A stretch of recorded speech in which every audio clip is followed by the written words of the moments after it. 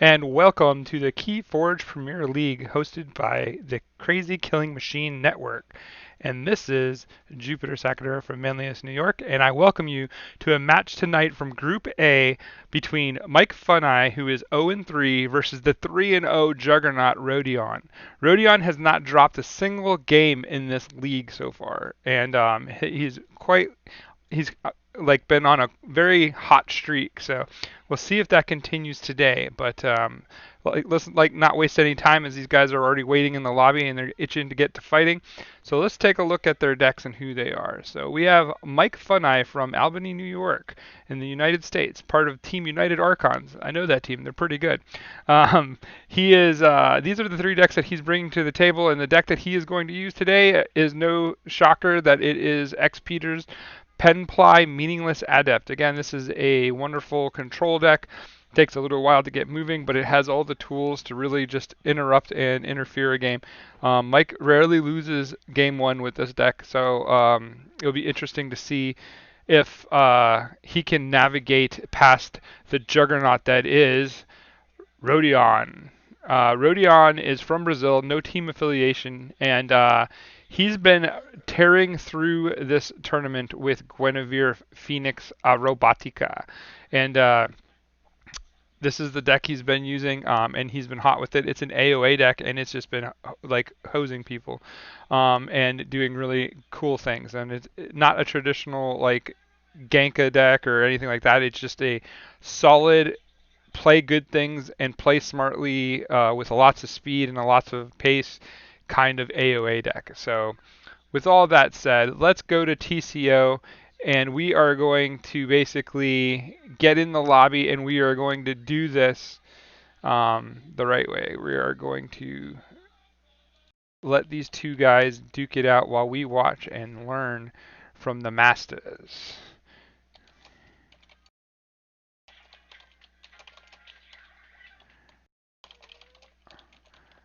All right, so telling them that they're good to go. Let's get in here and take a look at the TCO aspect here as we get into the match here. As we wait for them, we'll make this full size so we guys get good views. All right, good luck, have fun, gentlemen, and this game is on like Donkey Kong. Let's see. It looks like we are going to see Rodion with the winning the flip, so his hand will be the first one that we'll look at real quick when he flips over. All right, so his opening hand has a Yancey Gang, a Dust Chronicle, an Umbra, Marsnee's Amber, Extinction, Igor, and Sutterkin. I think he keeps that hand. It's not too shabby. And on Mike's side, he has Imperium, Tatau Vapors, Lissel, Gleeful Mayhem, the Obsidian Forge, and the Soul Fiddle. Both hands seem like they would be okay to keep. We'll see if they want to press their luck and try for something more, or if they're going to just settle with what they have.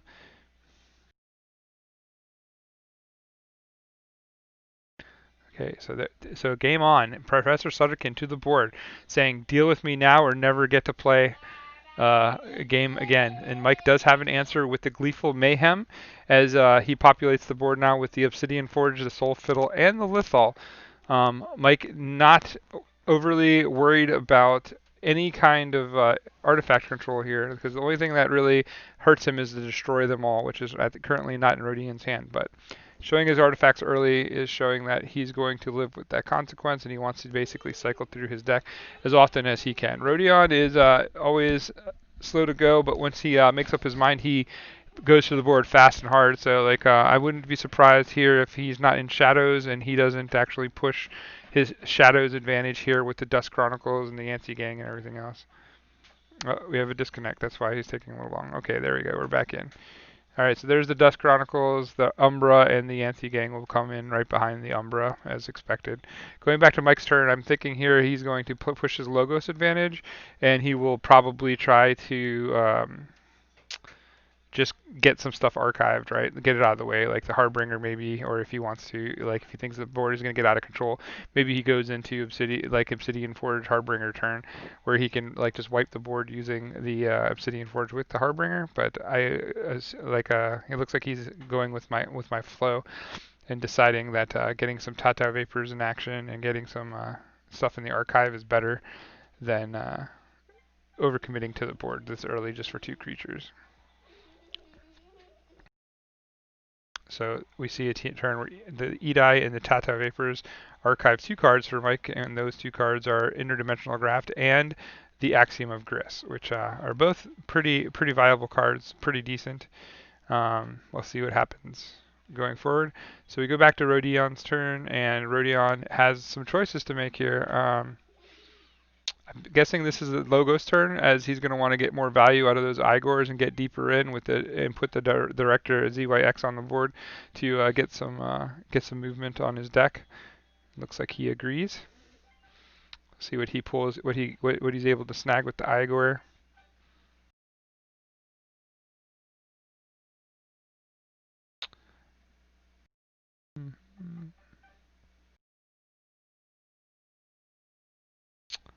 He finds to destroy them all. That's a good card. That will help with the Obsidian Forge. Oh, on the second one he finds a Harlan Minelock. One of my favorite cards. I bet you guys can't guess why. But it looks like the Edai has been taken over by Rodion with the Harlan Minelock, and now he's going to fight it into the Titan just to get it killed and off the board. That way the Minelock is really just not doing anything anymore. He's not as attractive a target for Mike anymore. So now he goes into the turn where he is going to play his Harbinger of Doom. I would suspect that he blows up the board. Yep. And clears the board while he still has it. So lucky for him, because Rodion just drew into that Destroy Them All, and that would have been a little bit devastating if Mike had not got that board clear off early. And he sets up for another board clear. So that almost makes the Mars turn inevitable, as he's going to have to push through and get some value on this right here.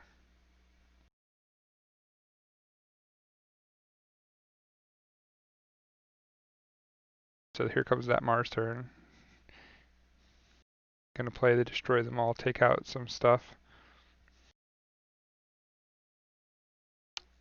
Big time. I don't think he wastes his extinction here. He's been very conservative with his extinctions. He keeps those for a thing. And what is extinction? It's a card that a lot of people probably familiar with. It's a rare. It's choose a creature, destroy that creature, and each creature that shares a trait with it, you gain a chain for it. But this card is absolutely fantastic at the right time, especially like when you with all the mutant Dav rushes and stuff like that. Like that card just comes out and just wrecks the board. So I understand why he values it pretty highly, especially against like things like Saurian, where dinosaur is a common fact. So it is definitely a card that is worth the 2 chains basically, because he's going to hold on to it for a turn. Plus, he's going to get like a chain when he plays it. So, but the value of that card is still ginormous. You are now being serenaded by Harlan's crazy music from his iPad. So I am going to turn on the gaming music for streams, so that way you guys can maybe get that drowned out just a little bit, because I know how Harlan is with that. So there it is.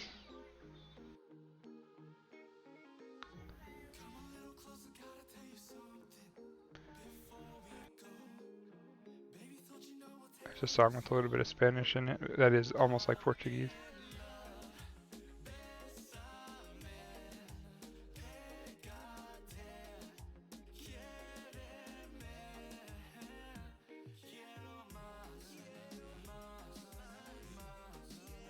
Adding to the flavor of the game, Rodion has been bringing the fiesta. Mike is out to an early lead here, building confidence, playing well. So we see Mike winding up his next turn, but his hand is a little bit sketchy at this point. I think at this point he has to go and get his Harbinger back with the Exhume, because if he doesn't, but the problem is he doesn't have a way to get rid of it. Oh, I guess he does. He has the 6 Emperor, so he could use that. But no, he can't, because Yancey Gang and Titan Mechanic are bigger than him, so it is tricky. But he does have the Sorry about that, so he could destroy his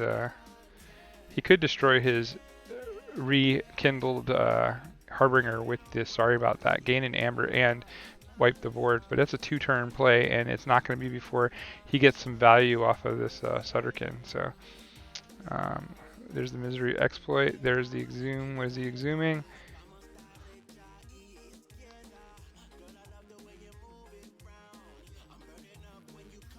Oh, he goes for the Edai. Okay. I guess he's going to go for the Axiom route here.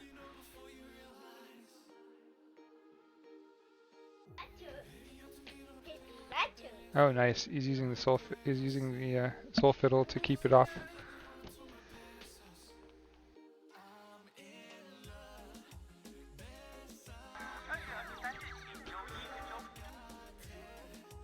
This one doesn't have Baby Rattle on it, son. Say hi, Harlan. No, not today. He's gonna run around and be crazy. Here, Harlan.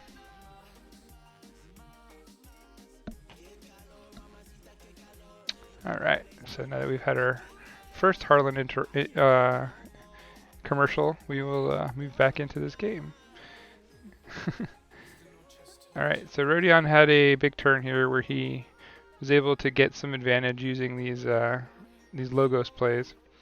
That Sutterkin still has a rage counter on it, but as long as there's no creatures for him to have to attack, he can still be used. So that's a pretty big draw factor for him, a good engine for him. But Mike is lining up his Axiom of Grist turn, and he has the Gallum and a bunch of other cool things that can go off to kind of set this pace a little bit, to counter this pace. Right now the 6 Emperor is a good removal for the Yancey Gang too, so. But we see Rodion moving himself into area. He does have the Combat Pheromones. This card is very underrated when you have good Mars. It basically allows you to use 2 other Mars cards as you move forward. So now we're going to see Mike go into the Saurian house like we expected, and he is going to try to delay this key turn and get something good out of this. So there's the Axiom wiping the whole board, and he uses on the Gallum. So now he can basically tribute all this, and then 6 Emperor his Gallum, and get all that Amber to spike himself. So that's pretty sweet. And then he's going to be able to play the Odak to stop the stealing potential from the Shadows house, and then he has a Sorry about that just waiting in the wings. He could actually kill his... he's just going to discard it. It's only creature. Okay, he can't kill the Soul Fiddle, because it'll be like, I would totally give up the Soul Fiddle for that right now. Alright, we don't need Mike's archives anymore, but what does Rodion have? He has the Extinction, and he has a Shockworm. I believe this deck has 2 Shockworms, if I remember correctly. Oh, no, 1. What was the other thing he had? Was it Pip Pip? No. Might be a different deck. I've been seeing too many games. But we do see the Collector Worms coming down. That is a big threat for the board. Definitely grotesque. So we see 2 keys for Mike. He's up 2-0 on Rodion, who hasn't dropped a game yet this tournament. So this is a good sign for Peters. Like, Peters is doing his thing, and like Mike is keeping with the tradition of having a really clean, easy first game, and doing well with it. But this game is far from over, as Rodion is now starting to kind of get to his advantage point with his creatures.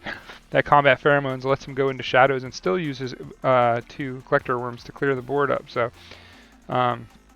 this is going to get interesting. So we'll see what happens.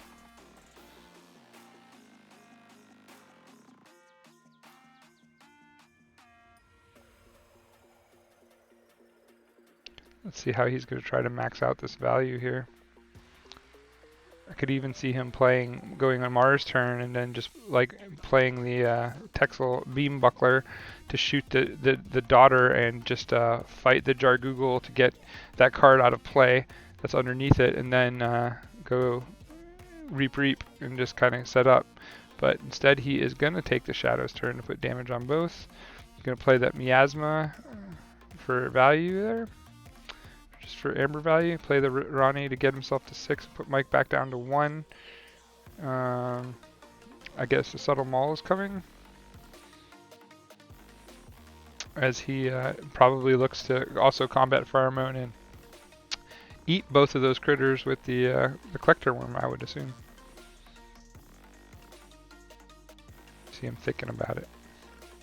Then the question is, does he discard or hold his Swindle?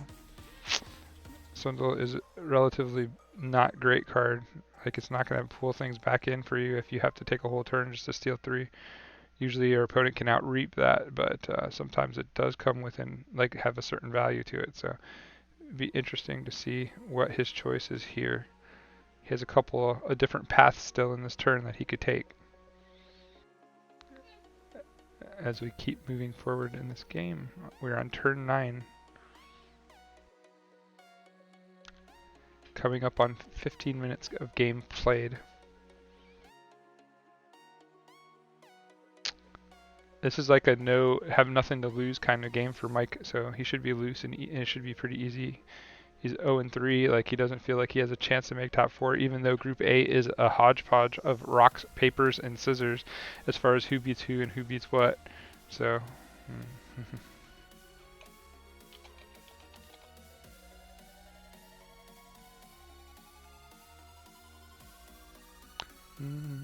he has a pretty decent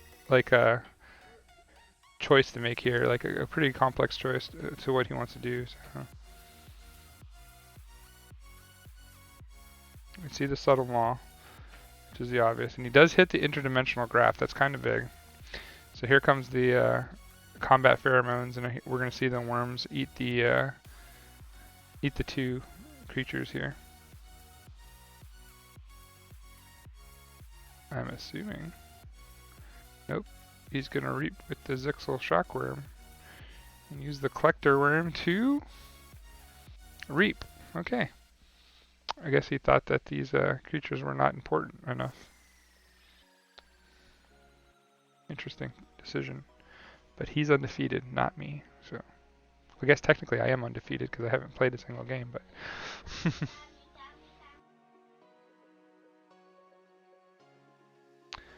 so we see.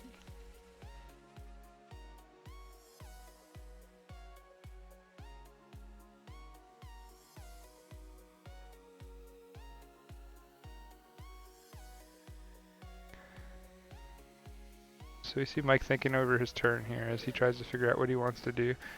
He does have the Edie, so that's a strong place to be, but I mean, that's really all he's going to have to do. I forgot what he put under the jar Google, but he does have the Twin Bolt Emissions, which will take out like the Ronnie and put some damage on the Shockworm if he wants, and then he can do what he wants to do with on the board. And then he does have the Edie and the Desania, but the Desania is almost wasteful because there's nothing in the archive. So it's bad timing, but I don't think you can hold on to it right here. And I think it's going to just chain you if you do that. I think his goal is to get to 6 and make pressure for Rodion. I think that's how he keeps ahead here. He's going to actually fight into the Shockworm to get the EI of the Fringes on the board. Okay. Makes a really easy target for the Collector Worms here, but I guess Mike is thinking he can force him into the Collector Worms to make him have to play Mars, but little does Mike know that that's kind of what he wanted to do anyway. I think he can go into Mars right here pretty strong. He also has the Eureka, but I think that's just, you gotta wait on the Eureka at this point. I don't think there's any value in it. Unless he's thinking about going Eureka into Swindle, but it seems like a really slow tempo play. I think getting the EDA and the ED into the archives, like out of the game, is much more important right now. But not before we get some Mars Needs Amber. Mars loves Amber. So we see the Rodion like coming back, making strong plays again. His deck is kind of ready to go. It's established.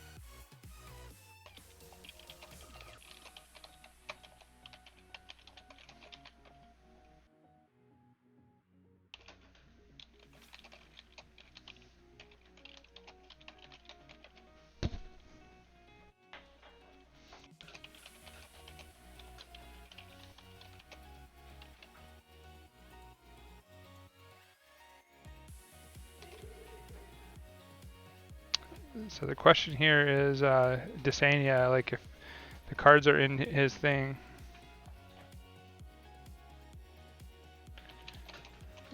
Your archive. So the question that he has is if Mike plays Desania, which he does have, he doesn't know this, but basically your opponent discards each of their cards archived. You gain 1 amber for each card discarded this way.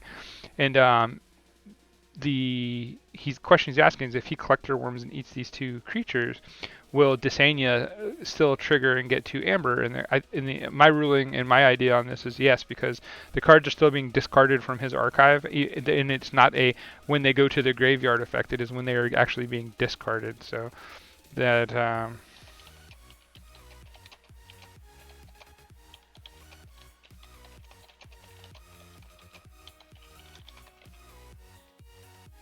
But that would be what I assume. But I don't want to shape this game with a bad call.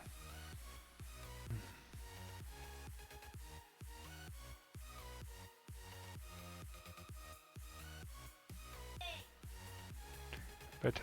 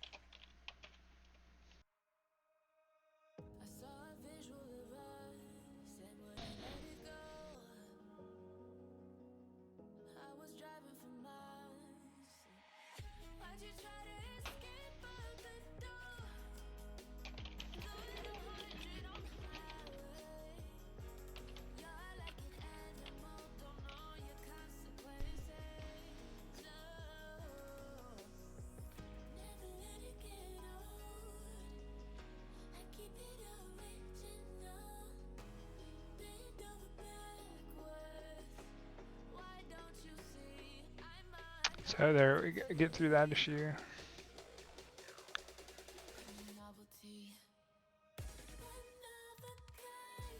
So we see a big turn where Mike is able to get the amber pulled back and puts himself in a striking distance to win this game. And we see in terms of records a huge upset in the game 1. As Mike will be the first one to give Rodion his first loss of the group. If Rodion can't turn this around, but still a lot of Keyforge to play here. I know Rodion is not going to give up that easily.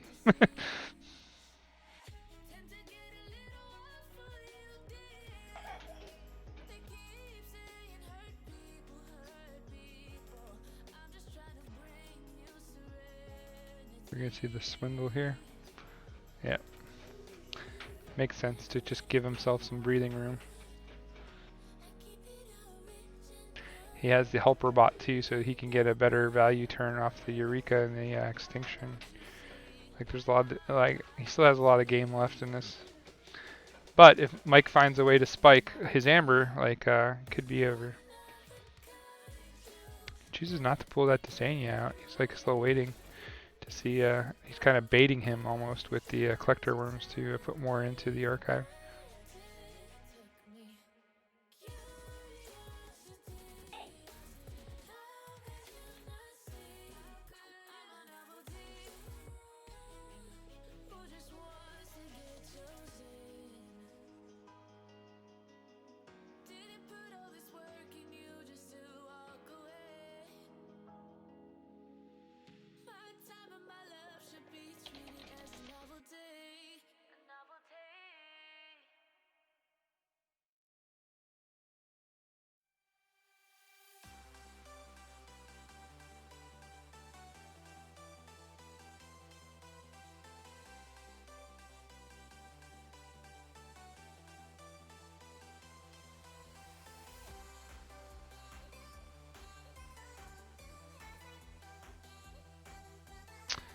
right, so we have Mike playing out his logos to try to basically clear through his hand, and now we see Rodion. He's going to go back into the Mars set, and he's going to use this Mars set to probably take out the Praetor. Yeah, take that and get his Amber back. Puts 2 cards in. Now he's going to use the Yixel to kill. Nope, he's going to reap, and he's going to use the other worm to reap as well, just to get himself to a point where he can make a key. Very smart without overcommitting, and then uses the extinction. There you go, to wipe out the whole board of creatures there. That's pretty significant. I expect Mike to go. Can he do here? He can get to 6 here if he plays the Dysania, which right now might be the play, to just put the pressure on before he loses control. Stay ahead of the, make him have to keep having a reaction to it. And the thing is that I don't believe that Rodion would be able to do anything here. Oh wait, I didn't look in his archives. I always say this and I forget to look in the archive. He has, yeah, so the archive is all on Mike. So like Mike would be able to pull it out with the Dysania, basically try for the win here. But instead he is going to go a different route. But he is still making Amber, folks. He made plenty of Amber using Favor of Rex to trigger the play effect of Ronnie Wrist Clocks. Wow, that was a great play. I didn't even think about the Favor. And then the Phalanx Strike just to get the bonus icons, and the Imperium just for the bonus icons, and it leaves nothing on the board for him to interact with. Goes to 8, leaving Rodion in a place where he might not be able to get himself out of the hole. But we'll see. Yeah, he's not out. He can't win this. Good game. Mike wins game 1.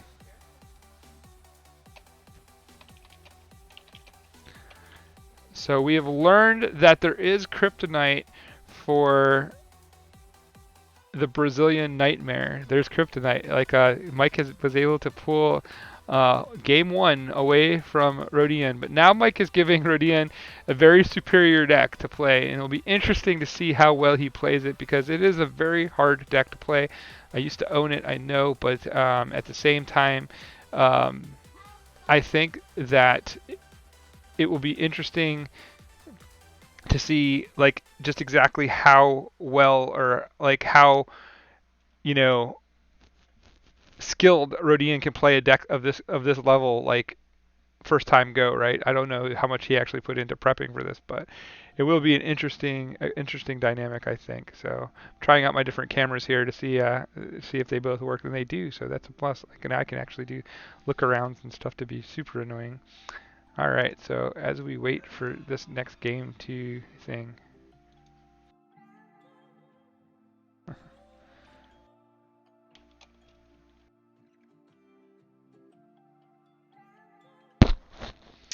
All right, so there's that. Ooh, ooh, ooh. They are basically, it looks like he's taking a bathroom break real quick, so we got some time to talk about these decks a little bit. So let's, whoops, wrong button, wrong side. All right, so let's take a look again at Mr. Peters and see what Rodion is getting into. So we're gonna look at the decks here, and we can see like X Peters, like, so like the engine in this deck really is the Harbingers and the ED Obsidian Forge, like lots of control. Like this house is like really strong, as you can see. The Logos house is even stronger, and the SAS is even, the Asaurian's house is even stronger. So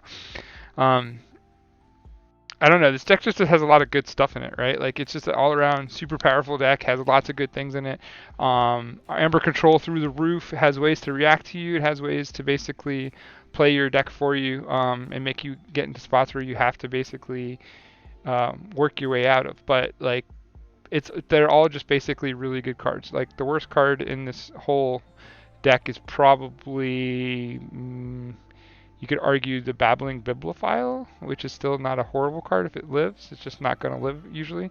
But Soul Fiddle maybe might be the worst. But like it has its uses here, since it is a control deck. So just very interesting things that are happening and stuff. So Mike is back from his break, so we will jump into this next game.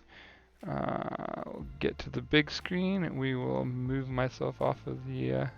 Whoop whoop, the cam here.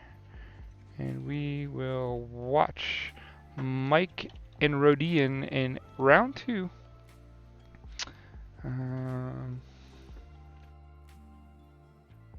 As they queue up and get ready to run.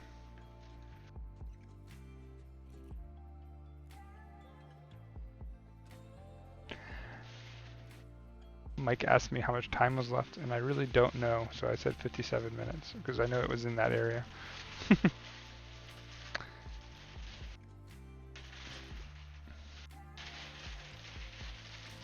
All right.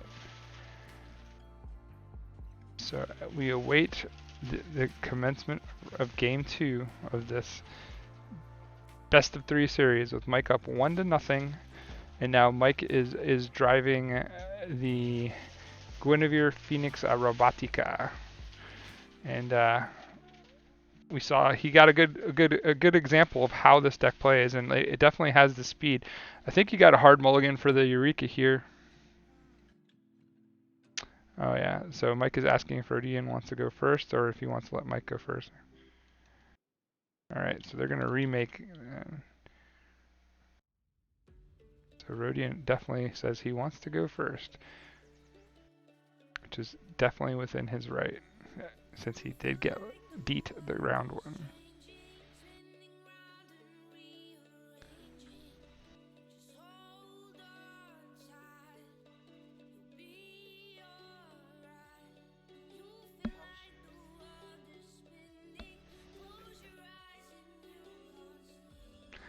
Alright, so there's the game. Yeah, watch.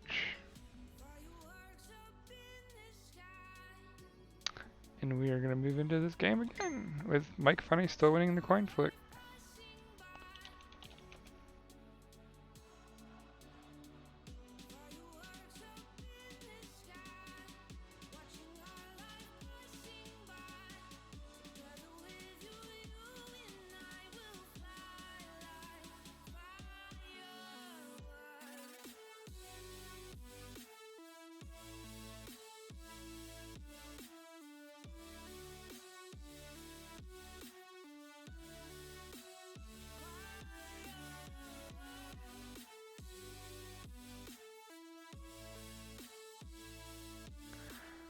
Alright, let's see if they got in okay.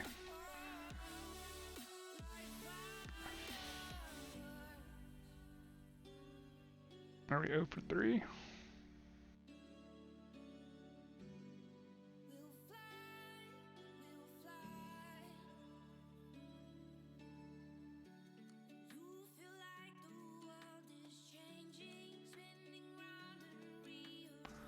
I don't know what that was.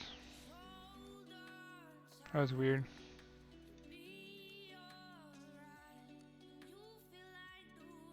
So here we are taking a long break because we are not able to get a game where this loads up correctly. But lucky for you guys, we can edit if I choose to. I might not. Too many videos to edit as it is. That's why we have Carl and Steve doing features now, and the features would be the best games of the week, or like ones that are super solid for them to come in. And they don't get to see the games before they actually feature on them, so it's pretty fun because they get to get the first time reaction and they get to banter with each other, and they're masters at bantering each other. So I do enjoy it. Well, we're going for a record here, folks. A record number of restarts happening right now. Notice Harlan's been quiet this whole time, but as soon as the commentary needs to start, that's when he'll come over here and attack me, because that's how Harlan does things. 'Cause he's a honey badger and he don't care. But he's my honey badger, so it's all good.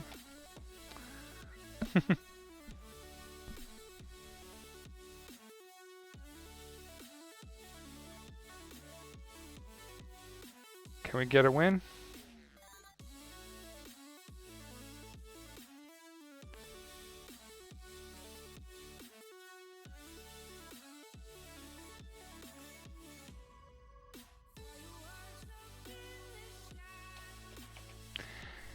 Alright, so here we go. Alright, opening hand for Rodion is Misery Exploit, Exhume, Edai, Babbling Babblefoot, Thorium Plasmate.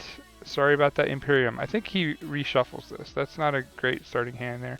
Dust Chronicles, Umbra, Mars Needs Amber, Collector Worm.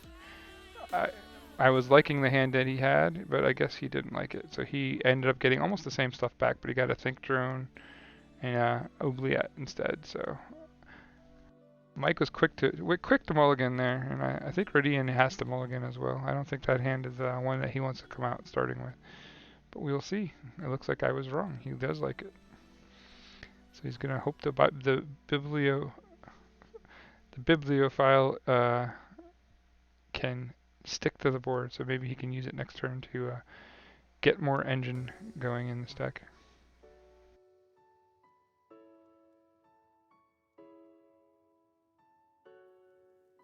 So we see the Collector Worm and the Think Drone come out instantly.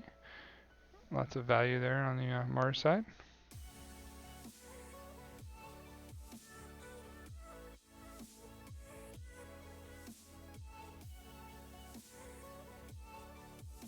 So we do see the bibliophile get the handshake to draw 2 more cards, and we see the plasmate basically just getting damage onto the Think Drone. The Think Drone could be a very important piece as far as like maneuvering, so I can understand the desire to get rid of it. So we see the Edai, and the Edai is going to start the archive train. Let's see what he puts into the archive. I'm going to assume it's Misery Exploit, because that card is really not going to do any work for him right now.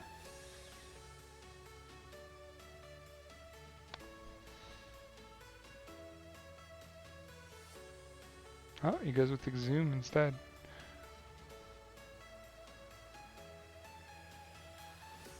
Alright, now we're starting to see some of the Saurian stuff get drawn into hand. And we see a quick good riddance to the Edie, which is actually phenomenal for Mike as far as there's only 1 Edie in the deck, I believe. Oh, there's 2, my bad. I lied. But either way, that's like one that he doesn't have to deal with, so that's a big part of the game plan for that deck, so he knows that because it's his deck, so. Now the Long Fuse Mines also hits the board. Very good against his deck. See how this goes, but it looks like Mike is starting off with the kind of speed and pressure that Rodion was hoping for. And next turn, I think he could even take the gamble going Logos and try to hit his Eureka with, you know, hopefully he hits like the 2 Shadows cards or something, or like 1 Shadow, 1 Mars card, and gets to play both Sutterkin and Librarian. That would be pretty crazy. Or he could, if Rodion goes to 3 here, 3 or more Amber, he might choose to go Swindle, which still I'm not a fan of Swindle, but in this case, at least it puts you on check, right, and it gets you up there. But it is only a 1 card play, so that would be kind of interesting. So now he's going to start sucking up cards into his archive.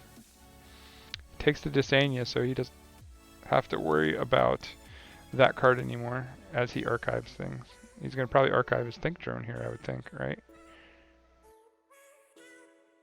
Oh, no, he's going to put the wrist locks in. Okay. He's looking for protection. He knows his deck does not generate Amber at the speed of most other decks, so the longer he can keep the Amber count down, the better. If he can get to key 1 first, he feels pretty good about that. Right now he's set up to get to key 1 pretty well. I think, again, like he has the Miasma and the Ronnie wrist clocks now that are sitting in the archives. Doesn't mean he has to give back to Dysania, but at this point it wouldn't matter, because you're picking up the archives and you'll know the Dysania is there, so there's no surprise element.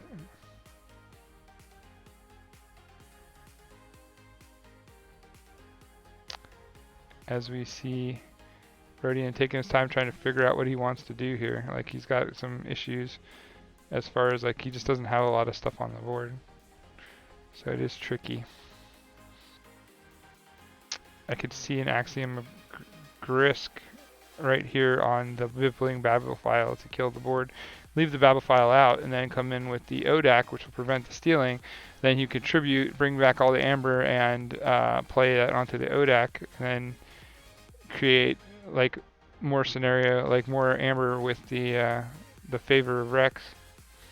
It's all kinds of cool things you could do right here, so it'll be interesting to see what he chooses.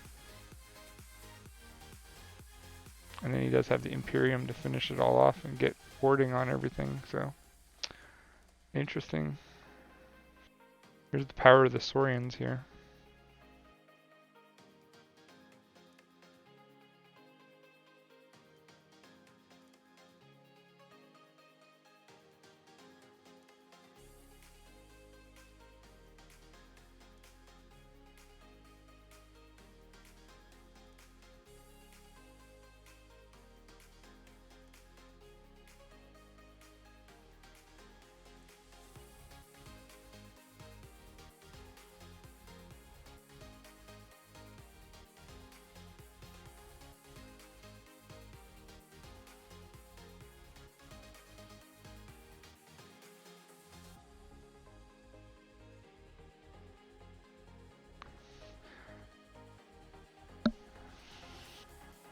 So now we see they have the Axiom play that came down. He sees the tribute. He's going to save up his things and stuff like that, but we will see what happens.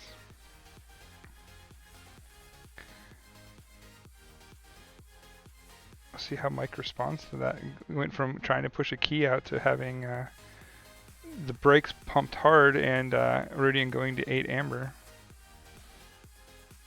So he's going into shadows. He's going to use that miasma. Yeah. Plays the Dust Chronicles to get some amber.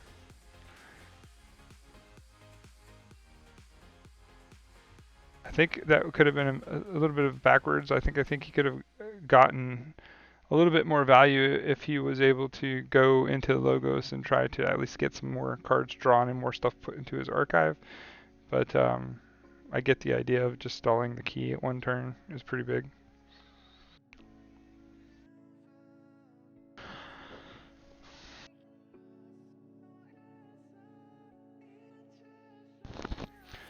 Mike is feeling the power of his deck used against him as far as the quality of cards in his deck versus the quality of cards in Rodion's deck. And Rodion was very masterful at piloting his deck, but I do believe that Mike's deck is pretty superior in this matchup. There's no real board clears in Guinevere, so like if you get ahead on the board with some of these giant Saurians and like these cool like Saurians with tricks like the Prado and the ODAC and all that, like you really are going to have a hard time being Guinevere coming back from that, because your idea is that you're trying to race your amber and get to your keys and try to pull off a huge key abduction to win it all. And I don't believe that Peters is going to ever let that happen. And Peters also still has Obsidian Forge to cheat a key out as well. So I can foresee a game 3 happening here. But we'll see what happens as time's ticking down. I would not be surprised if this game drags out long enough that game 3 goes to time as well.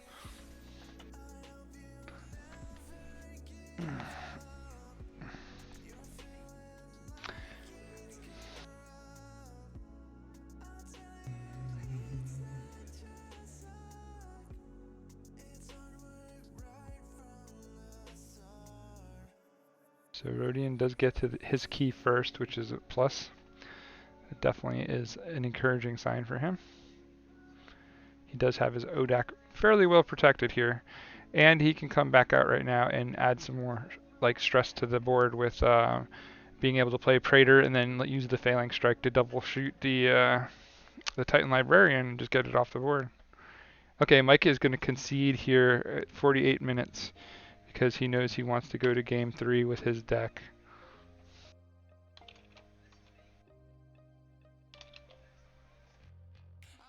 They both leave the game before we can get to bidding. So let's go back to the looking at, yeah, and while they set up for game 3, they're both going to basically bid.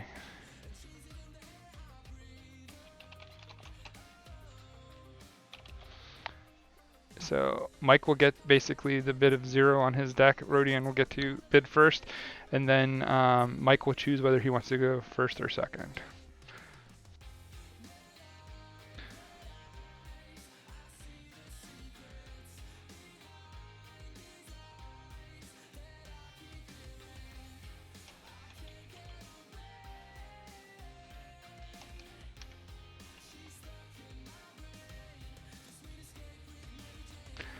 All right.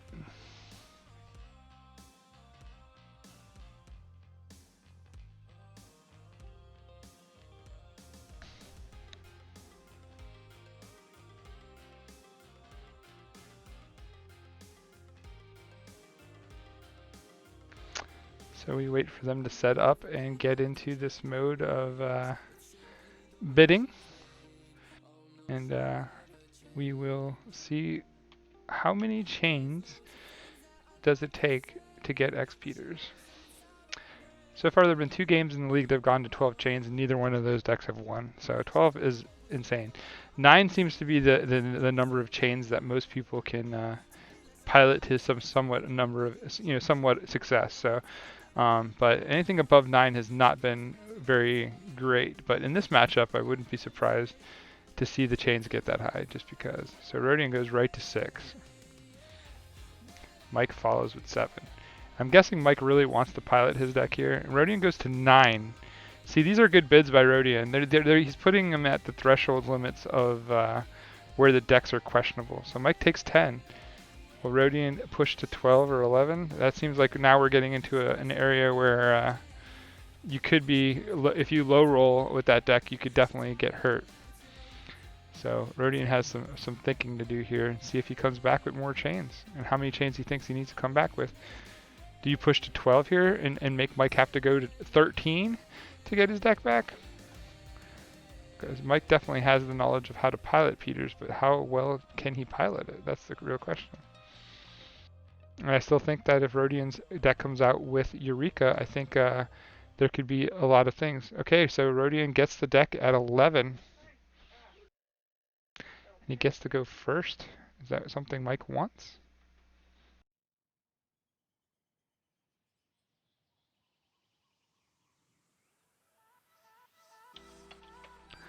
So 11 chains to the undefeated Rodion as he goes in and he's trying to get his streak back alive. He went 6 straight games without losing a single game in the league. That's the highest total so far. Him and Andy Ming have that. I believe Andy was 6-0. I don't remember. He might have lost a game. I have to go look that up. Don't quote me on that, folks. I don't know. So let me get you guys over. Let me check the stream and get you back over to the game. So here we are, 11 chains on Peters. And we are going to see the drama unfold.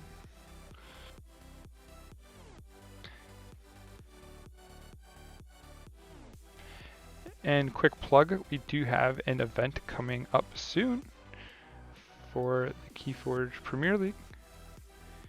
It is going to be held.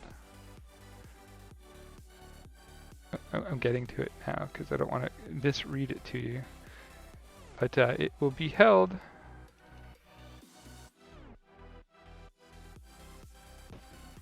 boom! Presentation, Fall Mass Mutation Madness 2-deck survival, Mass Mutation only, November 7th, 11 a.m. Entry fee is $10. Cash prizes up to the top 8. Through the top 8. First place will also win an invite to Season 2, and there will be a raffle for everybody that enters to have a chance to win 20 luxurious playstyle Dark Amber tokens from donated to us from Maddie Casper, who is the owner of Luxurious Playstyle. So boom, there's all that.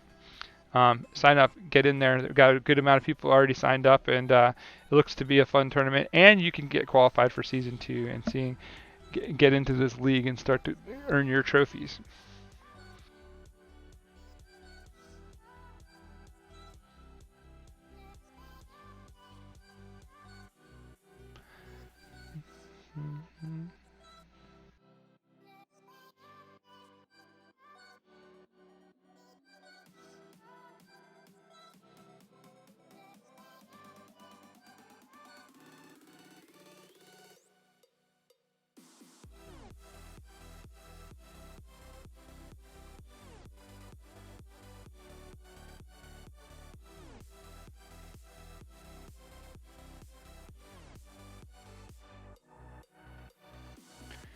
So we see a pretty strong start by Mike. Like his deck is kind of moving already. Takes the Harbinger. Um, he knows that but there's a sorry about that hanging out on the other side. That's gonna easily pop that Harbinger. So it's kind of unlucky for him, but at least he'll get the Amber out of it, right? So there's value on that, I guess. So he comes out and populates the board quickly, but that Harbinger, like I said, I think is going to see the end of days here, and we're going to see a board clear and just a maintenance turn basically on Rodion's part as he starts to lose some of these chains that he bid, and tries to keep the game at a manageable pace, while Mike is going to be able to respond now with a big Mars turn again and just kind of keep pumping out. The trick here, though, is like he's not getting a ton of value off of some of these cards, and it's going to be interesting to see if he just decides to discard them or if he holds on to them. Like Extinction is a huge card, like later down the road, but like right now it's not going to do a lot. So he chooses not to chain himself, and he's going to just try to populate the board, which I don't disagree with that. He does have the Swindle and the Ronnie Risk Locks and the Whistling Darts now as well. So he is moving into the Shadows house. I think next turn for value, or he can eat that Edie right now, but he's got to be careful because he has to know that there is a Dysania on the other side. But we see in the archives there is a Destroy Them All for Mike as well, so very interesting. Let's see where he goes. He decides to go into Mars.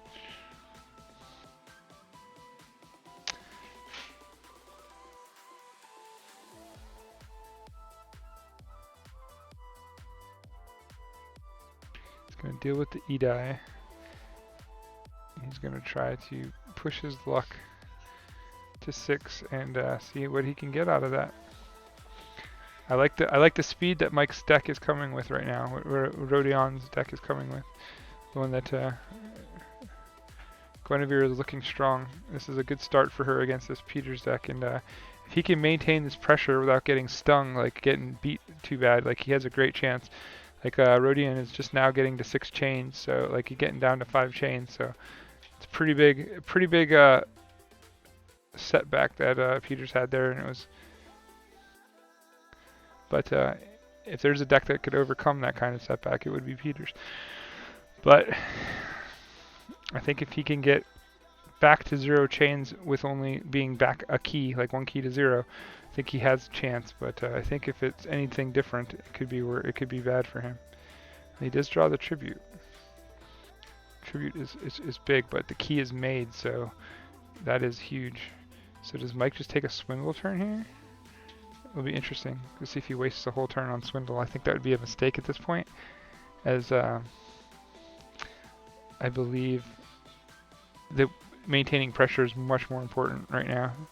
So even if he does go into Shadows, I think playing the other 3 cards and drawing and keeping the Swindle is a better choice. But yeah, it looks like he's going to agree with me here. He's going to play the Whistling Darts.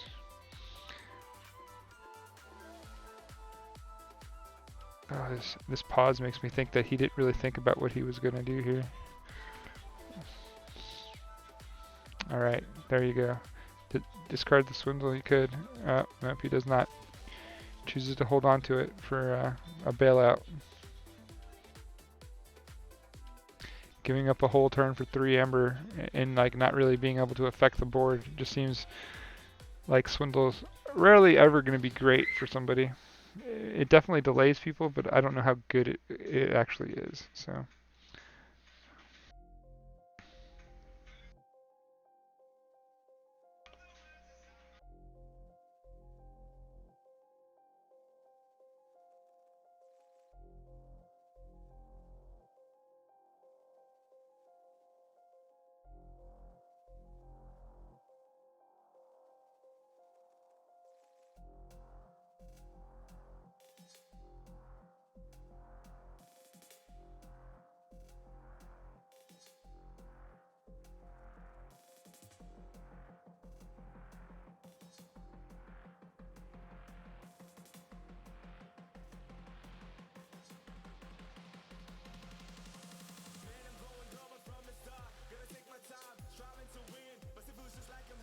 Oh, that's my bad, sorry. Too many clicks as we're waiting. Mike has finally pulled the swindle and brought himself back to 6, so that's huge. And it looks like there's going to be an exhume here, and the exhume will probably bring back the EA to pull back an amber or two, steal back an amber or two, because I don't think he wants Mike on 2 keys. It seems like it would be a stretch for him to come back from that. So I think this exhume is going to go towards getting some value out of this amber pool here.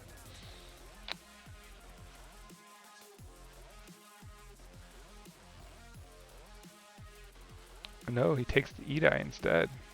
I guess that's another way of doing it. Now that Gleeful Mayhem hits one of his targets that he could have got away with if he hadn't played... I don't know. That's weird.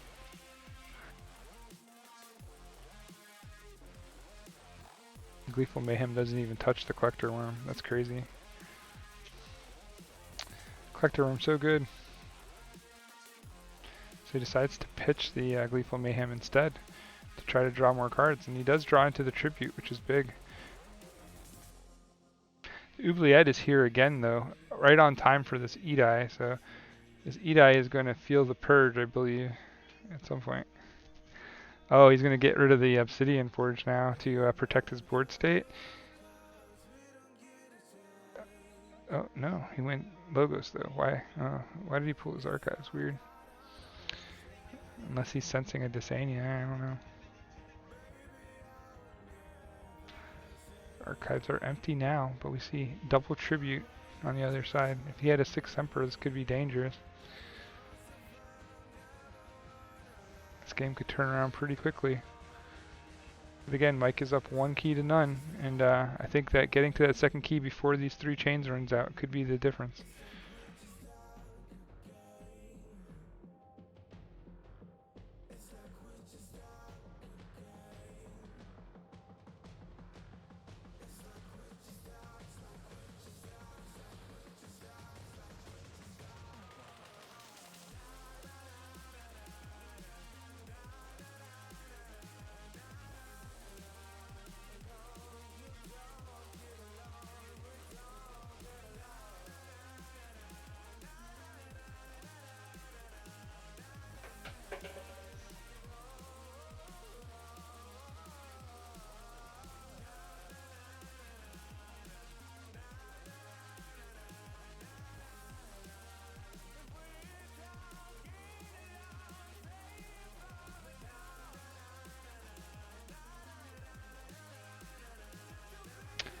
So Rodion is thinking about how to deal with this, as I think he has to go Saurian here. I don't think he can afford to give up a 2nd key. I think he will pull his Archive as well, and get as many Saurian on the board as he can get. His 2 Praetors, or a Praetor Odak, and he does have the Axiom as well, so the Axiom is going to do work if he wants to play that on the Daughter. Blow up the board state, this is kind of what this deck does, right? This is the turning point of the game. Has been this Axiom play. So the Axiom can save the Daughter, clear the board, and then he can come in with the other 2 Saurian creatures and then pump them up with the Tribute. But instead, he looks like he's just going to do the Odak right now. He's not going to use the Praetor yet, and basically just load the Odak up with a little bit of Amber.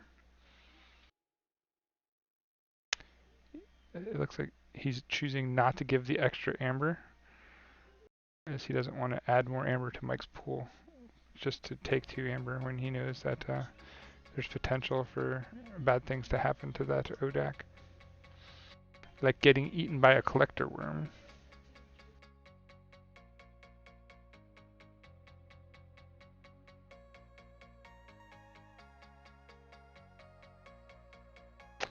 Does have the Phalanx Strike now, though. Kind of changes things. He could double Phalanx Strike the Collector Worm here. Tribute up the Odak 6th Emperor. Like he could get a huge Amber swing here. Get rid of the Collector Worm as well, so that's huge if he wanted to with the Phalanx Strikes. And then fight the Odak into the worm, and then the worm would die, and it wouldn't be able to consume him. And then he'd be able to use the Six Emperor, the Tribute Six Emperor off of the thing. So we'll see what happens here. Yep. So yep. There you go.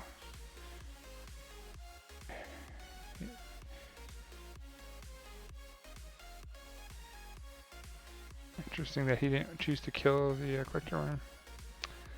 But that was a hell of an Amber Spike. That could be game over if Mike doesn't see it coming. But that's what Peters does. It hangs around and it gets there. Like it has explosive potential. And once it's established, it's really hard to override Peters. Peters is having a wonderful day today. And this is with a ton of chains, right? Like crazy. He took 11 chains. And Rodion is looking like he's going to be able to finish this off.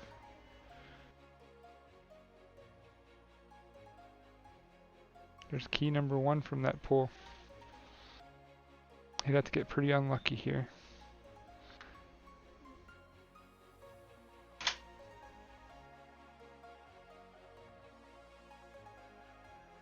You see him setting up so that now there's definitely a pressure of 3 keys in 3 keys in a row, like 3 turns in a row with keys that Mike has to be able to answer, and right now he doesn't have that answer.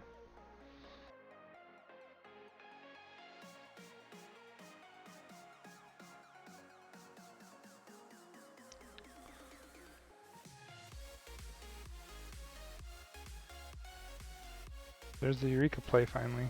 Eureka's been there for a long time.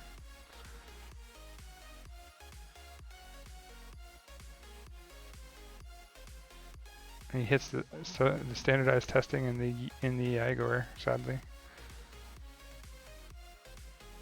Making this turn very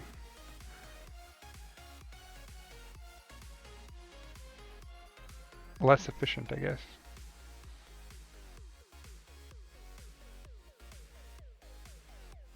Get that worm moving. Gonna eat that that taunt creature.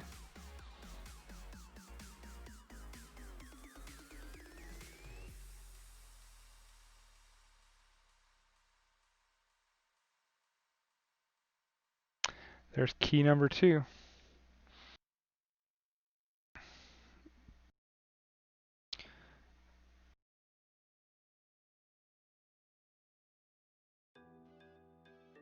I could see the conservative play here, just to go Logos, Reap with Desania, play a Babbling Bibliophile and see if he has an answer to it, and if he doesn't, then you still have the backup with his plays in Dees, but or you could even do Praetor Ludo, get the 1 Amber and Reap, so for 2 there as well, but he would have less creatures on the board, but it would be protected.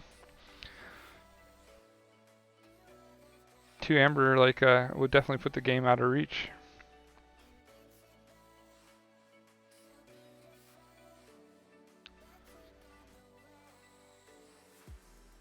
So Rodion is going to go Logos, and he is going to do the Reapy Reap.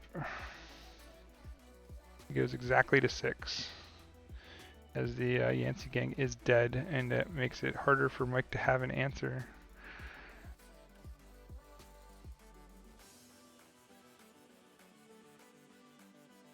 Comes the Igor, hoping to find an answer.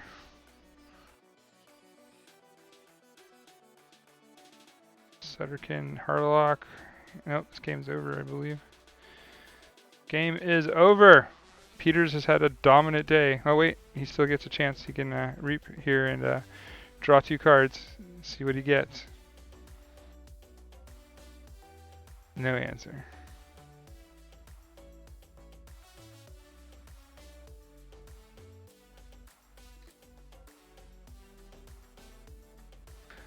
Does the Sutterkin pull the answer?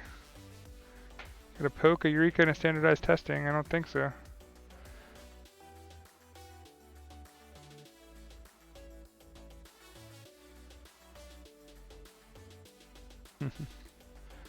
Mike just toying with him at this point.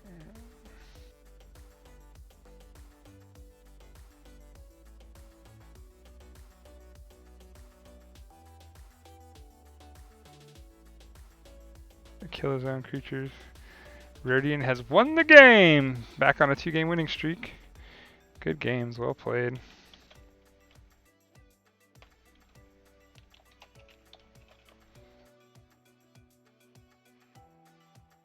He did need a helper bot. That would have been the out.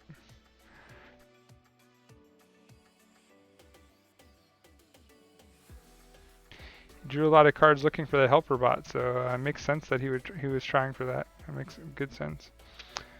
But that is it. That is Rodion continuing his undefeated streak, but he did finally take a loss in game 1 to Mike. So I know Mike will at least hang his hat on that he was the first person to give this guy a loss. But it took playing a 93 SAS against Rodion and basically lots of heads-up advantage on that play to get to that point. So with that said, I'm Jupiter from Manlius, New York. I am coming at you on behalf of the Keyforge Premier League through the Crazy Killing Machine Network, and I thank you for everything, because without you guys, we are nothing. So hope you enjoyed this game, and we will see you soon. Cheers.